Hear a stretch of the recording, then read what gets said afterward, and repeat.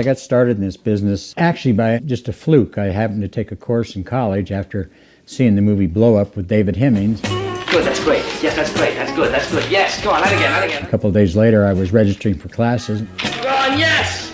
Yes! Yes!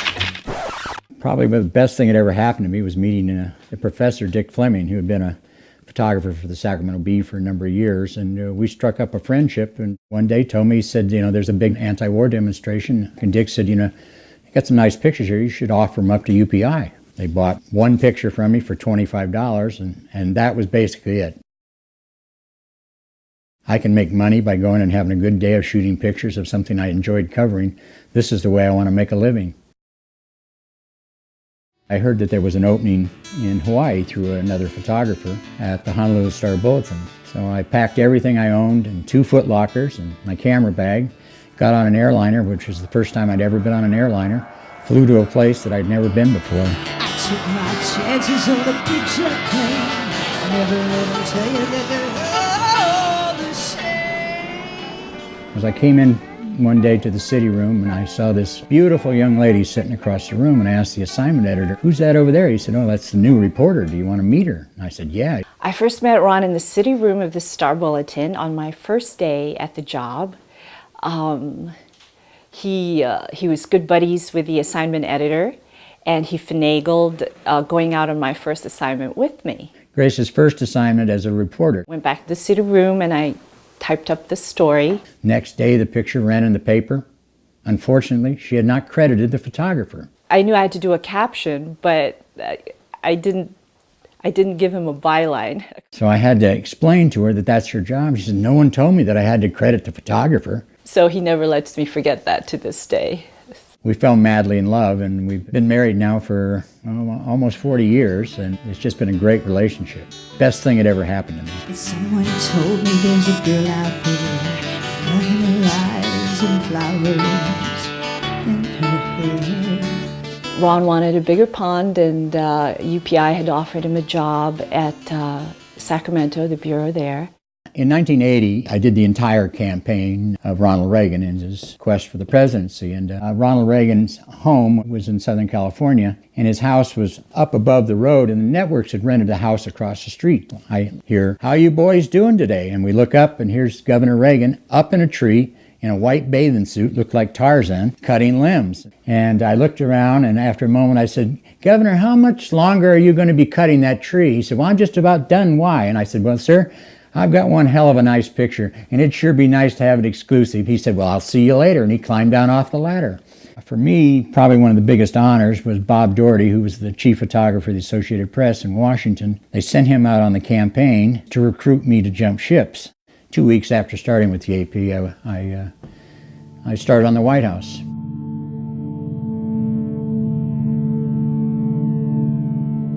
We got to the hotel, and I actually positioned myself right at the driver's side door of the car. He came out, and as he started to raise his hand, I heard the first pop.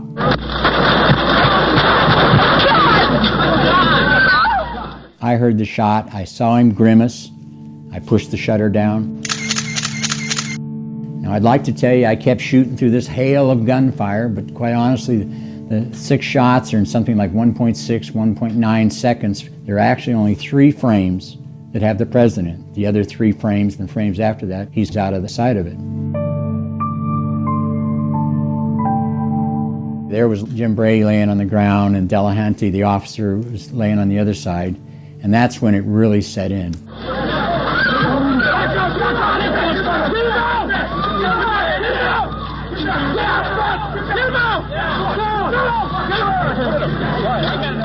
When you're with the president, if he's in the public, you never take your eyes off him. The whole way back to the White House, I thought I was in trouble. I can hear Hal Buell saying now, "I can't believe you didn't get the man that shot the president." And my phone rang, and it was Toby Massey on the other end, and Toby said to me, he said, "You nailed it, kid. You've nailed it." One of the nice things is when I won the Pulitzer Prize, the president invited me into the Oval Office for a little chat. And he said, "I think now, to do this one over again, I think I'm going to have a stand-in to it." And he was actually very humorous about it. Said maybe should have ducked a little sooner and a couple things like that. Ron was the hardest working guy at the AP. When I came to work at the AP, he was the mold. Everybody followed how hard Ron worked. He's obviously followed presidents for centuries, you know. No, I'm kidding. Ron's obviously been around and seen all the presidents come and go. He's learned their personalities. He's watched the administrations grow and some of them fall. And he's always been here to record that. Ron is one of my favorites, and I love photography. I watch him when he was working. You could see his mind working. He was going to get the picture that really counted. I carry a camera with me almost everywhere I go. I think I do a halfway decent job. Then I'll see the pictures that some of all of you take there, and I say, wow, how did I miss a picture that great? One of my favorite presidents was President Bush 41. Just a wonderful man to be around, was kind to everybody, treated everybody with the same respect. Back around the White House, he was known for the fact that he treated the gardener with the same respect as he treated a head of state. One of the most published pictures of the Clinton administration was the peace agreement between Arafat and the Israelis on the south lawn of the White House. And we all knew beforehand the picture was going to be whether or not Arafat would shake hands. In fact, USA Today did a little story on the fact that it was on a minimum of 1,800 front pages. One of my favorite pictures of George W. Bush is him with his dog standing out on the south lawn, telling the dog to head to the White House, and the dog looked up at him like, I don't care whether you're the President of the United States, I don't feel like going. And that to me brought out a little humor in what goes on around the White House. Making the picture when President Obama raised his hand was the end of a long period of time for me. I started in this business in the late 60s when there would have never been even the thought of a black man becoming the President of the United States. It was kind of like we finally made the full circle. Ron was Mr. AP. Ron treated the White House like the crown jewel because he was here all the time competing, always trying to be on the front page and always trying to be first with the best picture. He was at the center stand at every convention. He was at every important inaugural address. Digital changed the whole game. One of the biggest jumps came when President Bush 41's inauguration, Nikon had a new experimental camera. Here's the big picture of the inauguration that I'm shooting with this experimental camera. We beat everybody on the wire 30 minutes with the first picture. The cord, as I called it, became attached to you, and you lost some of the freedom that you used to have in the old days because everything was attached to a cord that fed these images immediately back to editors and immediately onto the newspapers. Well, now that I'm retired, it's given me a little more time to do one of my big hobbies. I've been a car fan my whole life, and I'm restoring a 1970 Corvette.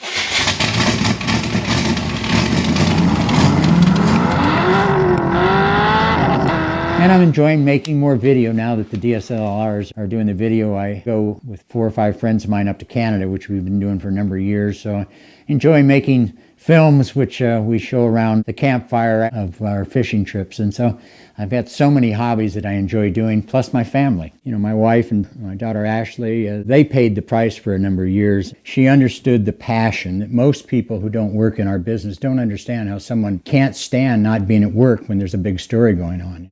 The impression I get from Ron, it's not just a job for him. It's almost artistry. He wants something that is going to last. Long after I'm gone, long after all the rest of us, when people look at the history books, they're going to look at their photographs. Those photographs are what people remember.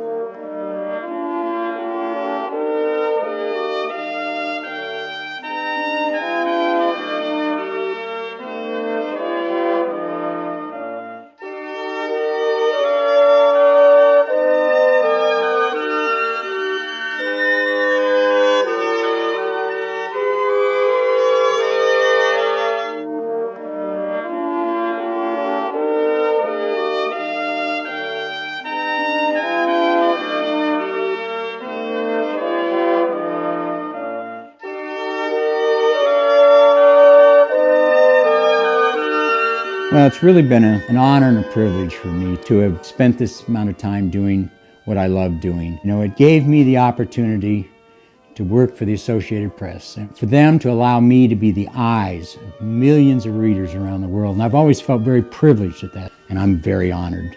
And I want to thank the White House news photographers for this great honor. It was just a pleasure.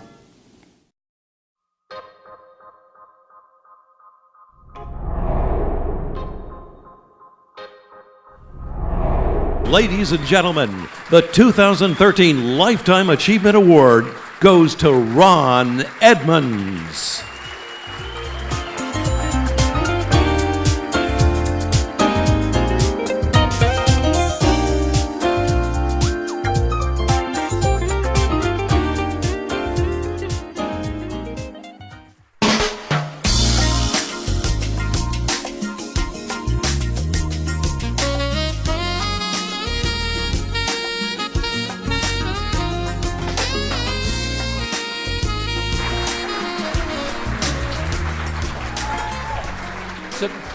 So Ron, we have a very nice donkey bag here, but it's extra special. Inside, there's an inscription, Ron Edmonds, Lifetime Achievement Award recipient, 2013 White House News Photographers Association. Very special for you. Thank you very much.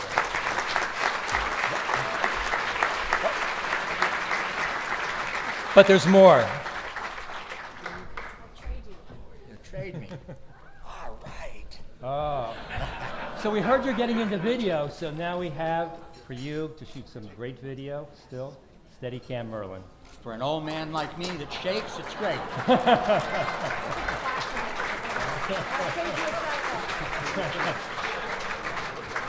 And even something a little more, a Davis and Sanford tripod. Thank you so much. Thank you. All right. We've got one more little thing for Ron before we go, and let him speak a little bit. Ron, I'm one of your many admirers, and I'm proud to be a colleague of yours at the Associated Press. And so this gift, of course, comes with a little story.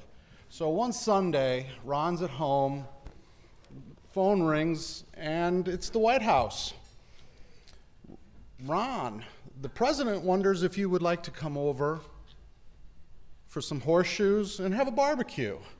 This was President Bush 41.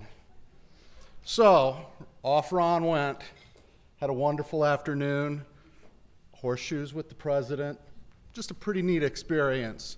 So we reached out to President Bush 41, and he writes this to Ron. Dear Ron, word has reached me here in Kennebunkport that you are this year's recipient of the White House News Photographers Association's Lifetime Achievement Award. Congratulations. Both Barbara and I have fond memories of you and the other photo dogs that chronicled our campaigns and our White House days. You were always courteous and professional. Sincerely, George Bush, 41. P.S. Horseshoes, anyone?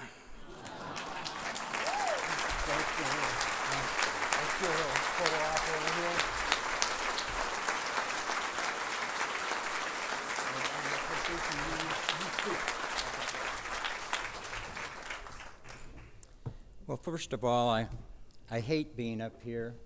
I like being on the other end, being hidden behind the cameras, and I do want to clear a couple of things up. My friend Doug Mills would give you the idea that I was around during Abraham Lincoln's inauguration. I want to tell you right now, I did not make any pictures of Abraham Lincoln's inauguration. I might have helped Matthew Brady load some film holders, but I did not shoot any pictures of them. Well, first of all, I'd like to thank you, the White House News Photographers, for this great honor. I'd like to thank Tiffin. You know, Tiffin's been one of our big sponsors for a number of years, and I don't think there's probably a photographer or a journalist in this office, in this whole room, that doesn't have one of their bags or one of their pieces of equipment. Practically my whole luggage is one kind of a donkey bag or another. It was a great time for me after coming from Hawaii to get on the campaign in 1980. And it was even a bigger thing to have somebody like Bob Doherty approach me. For years, I had looked at the NPPA magazine when I first got started in this, and I saw people like Eddie Adams and Bob Doherty and the others around the world, and I thought someday I'd like to be able to do something like that. And then one day at this assignment out on the campaign, Bob Doherty pulls me aside and asked me to come talk to the AP. I thought it was one of the biggest honors, and it was one of the biggest honors I've ever had. It's allowed me to travel around the world. It's allowed me to see things that most people will never get to see. And I hope through my images, I was able to explain to people around the world what was going on that they couldn't come to. The business started for me with film and moved into digital. I was one of the early pioneers, and I can tell you I used to have a lot of hair, but when you start with the digital in the early days, you never knew what was going to come out on the other end. And sometimes you had somebody on a headset telling you, you have to stop taking pictures. Even though the balloons are falling and they're all waving, the computer has locked up on the other end. So, probably the biggest thing to happen to me in this business was it allowed me to meet my wife. And that was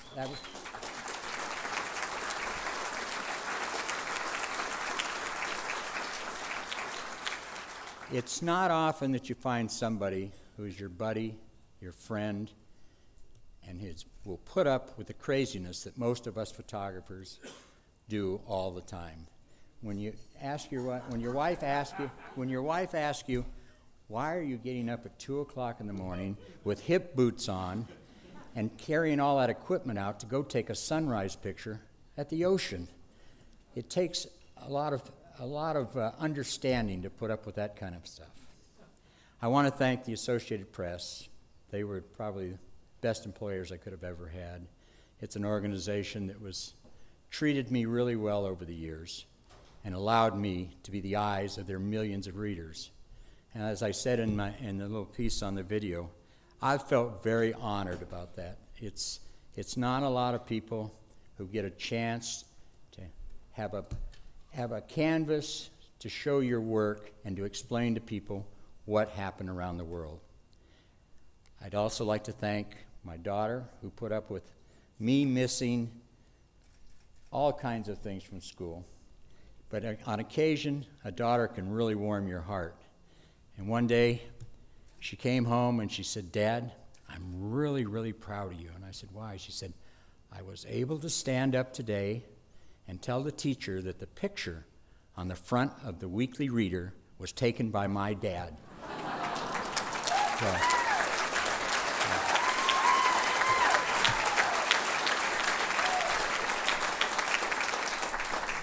And so, finally, I'd just like to say thank you to all my friends. I was able to work with in my career people that I idolized, people who taught me things about journalism, taught me things about photojournalism. And I am more than honored to have been part of that group of photographers. And lastly, I'd just like to say thank you. Thank you for allowing me to make pictures.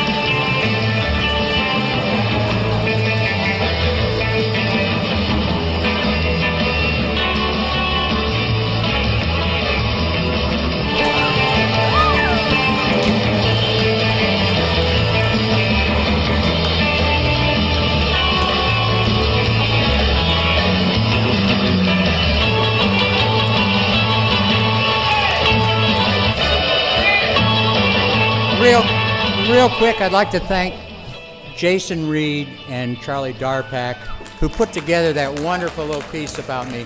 They made me look like somebody I really am not. Thank you very much.